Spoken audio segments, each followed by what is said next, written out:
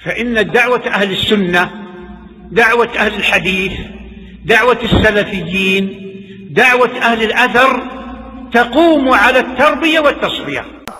اب بڑا فتنہ یہ ہے، میں کہہ رہا تھا یہ فتنہ ان لوگوں کے اندر آ گیا ہے جو اپنے آپ کو کتاب و سنت کا شہیدائی مانتے ہیں، کتاب و سنت کا عامل کہتے ہیں، اپنے آپ کو حدیث پر عمل کرنے والا کہتے ہیں.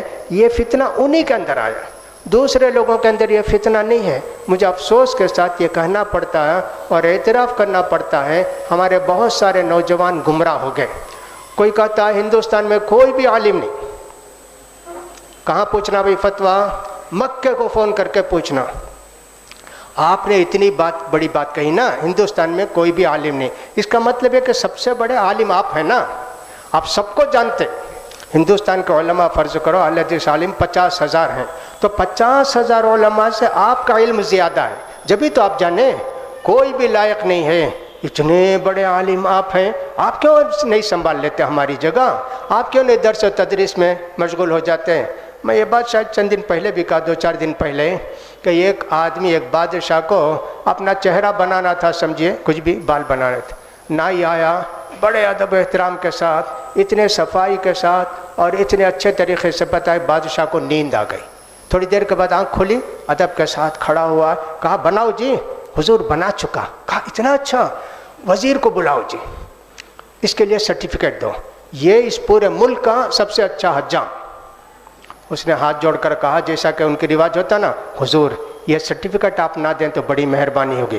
بادشاہ کو غصہ آیا، میں اس ملک کا بادشاہ ہوں، میں سرٹیفکیٹ دیتا ہوں تو تم انکار کرتے ہو. کہا حضور آپ کے سرٹیفکیٹ دیکھ کر کوئی دکان میں یہ پوچھے کہ بادشاہ کو آداب حجامت معلوم تھے کیا، سرٹیفکیٹ دیے، میں کیا جواب دوں گا حضور؟ ویسے میں ان سے کہتا ہوں آپ کو جب اتنا علم ہے، آپ کہتے ہیں ہندوستان میں کوئی عالم نہیں ہے. چلے جاؤ جی جہاں علماء ہیں.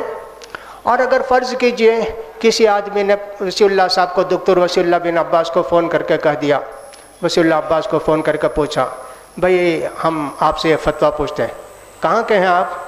بنگلور کے ہیں، مدراس کے ہیں، فلاں کے. ارے وہاں علماء نہیں ہیں.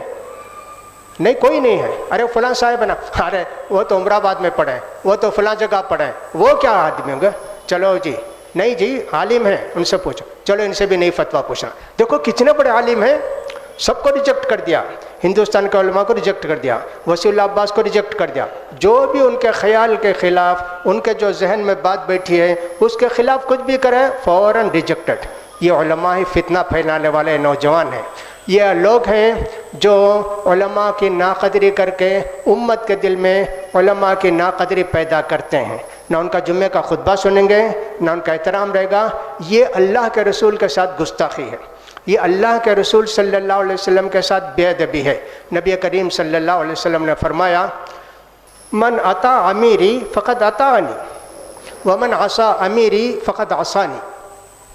جس کو میں نے نائب بنا کر بھیجا، امیر بنا کے بھیجا، گورنر بنا کے بھیجا، اگر اس نے نافرمانی کی تو میری نافرمانی کی، اگر اس نے اس کی فرما برداری کی تو میری فرما برداری کی. ومن اطاعنی فقد اطاع اللہ ومن عصانی فقد عصى اللہ. اگر میری نافرمانی کیا تو اللہ کی نافرمانی کیا، اور اللہ کے نافرمان کا بدلہ تو معلوم ہے. اگر اس نے فرما برداری کی میری تو اللہ کی فرما برداری کی. ویسے کہتے ہیں ہم کہ اللہ کے رسول کی امانت جن کے سینوں میں ہے، آپ نے ان کی نافرمانی کی، ناقدری کی، ان کو توہین کے ساتھ الفاظ کے ساتھ یاد کیا، تو آپ نے رسول اللہ صلی اللہ علیہ وسلم کے ساتھ برا سلوک کیا، ان کے ساتھ گستاخی کی، ان کے میراث کی ناقدری کی. علماء جو میراث تقسیم کرتے ہیں ان کو گویا آپ نے روکا کہ ان کے پاس مت جاؤ، اور آپ خود اس جگہ پر بیٹھنا چاہتے ہیں. لہٰذا میرے بھائیوں، اس وقت فتنہ، بہت سارے فتنہ میں ایک بڑا فتنہ یہ ہے علماء کی ناقدری. علم دین کے نام پر علماء کی ناقدری. دنیا میں ہمیشہ یہ ایک رواج رہا ہے، وہ یہ ہے کہ جس کو تم بدنام کرنا چاہتے ہو، جس کی تم ناقدری کرنا چاہتے ہو، ویسے پہلے تم بن جاؤ، پھر اس کے بعد اندر سے ان کو کھوکھلا کرو. اللہ اکبر. عبداللہ بن سبا یہودی کے تعلق سے آتا ہے نا، یہودی تھا، دیکھا کہ صاحب اسلام کو بگاڑنے کی کوئی صورت نہیں، مسلمان اتنے مضبوطی کے ساتھ جمع ہیں، غیر مسلم کی بات، یہودی کی بات، عیسائی کی بات سنتے ہی نہیں ہیں. اب کیا کیا؟ پہلے وہ خود مسلمان بنا، اور ایسا مسلمان مانا کہ سارے مسلمانوں کو لڑا کے بھیڑا کے چھوڑ دیا۔ ہم بھی ایسا کہتے ہیں، بہت سارے لوگ ہمارے مسلک اہل حدیث کو قبول کر کے یا کہتے ہیں ہم بھی اہل حدیث ہیں، ہم بھی سلفی ہیں، فلاں ہیں، لیکن سلفیت کا فتنہ مچاتے ہیں۔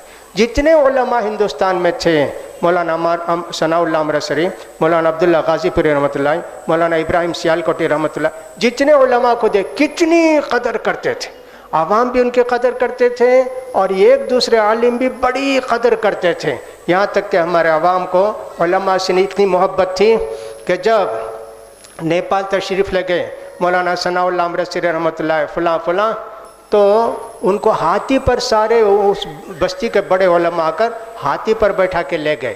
مئو کو جب لے گئے مولانا ثناء اللہ امرتسری رحمۃ اللہ علیہ وغیرہ، تو بیل گاڑی لائے، کہا بیل نہیں، ہم جتنے اس شہر کے اہل حدیث دولت مند ہیں وہ گاڑی کھینچیں گے۔ علماء کو بیل گاڑی پر بیٹھا گئے، پورے اہل حدیث مالدار سرمایہ دار وہ ان کو کھینچ کے لے گئے۔ ہمارے دورے میں علماء کا احترام، اس کی وجہ سے علم میں بڑی برکت تھی۔ اہل حدیثوں کے ہاتھ سنت کا جذبہ دیکھنا ہو تو ان کو دیکھتے تھے، دیکھو ایسے ہوتے ہیں اہل حدیث، کتاب کے پابند، سنت کے پابند، شریعت کے پابند۔ ہمارے دادا بھی نمونہ تھے، مولانا محمد نعمان صاحب رحمۃ اللہ علیہ، ان کو دیکھ کر کتنے لوگوں نے اپنی زندگی بدل لی، کتنے لوگوں نے ان کا احترام کیا کہ صاحب نمونہ دیکھنا ہو تو دیکھو، ولی من اولیاء اللہ ہیں، ایسے تھے ہمارے سلف، ویسے بنتے تھے۔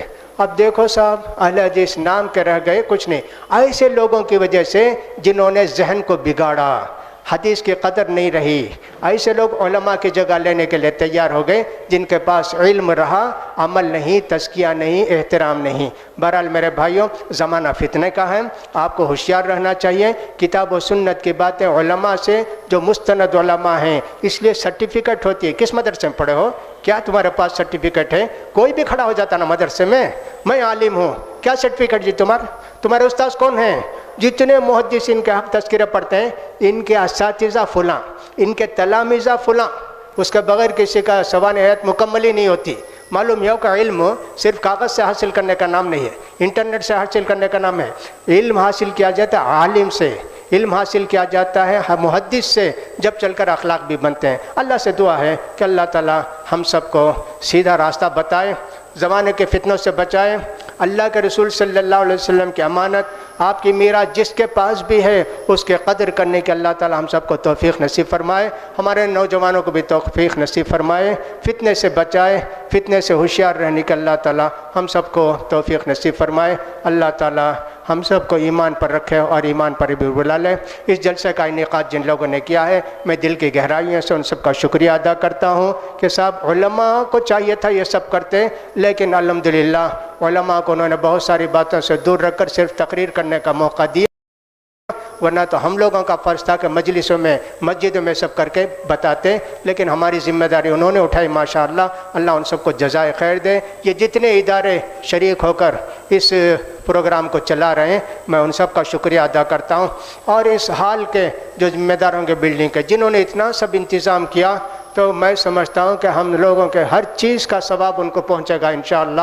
اتنے بڑے دریا دلی کے ساتھ انہوں نے دین کی باتوں کو کہنے، بولنے، سمجھنے کا موقع دیا۔ اللہ تعالیٰ ان کو خوش رکھے اور صحابہ مال میں برکت دے۔ اللہ تعالیٰ صحیح ایمان دولت سے ہم کو بھی ان کو بھی نوازے۔ وآخر دعوانا الحمدللہ رب العالمین۔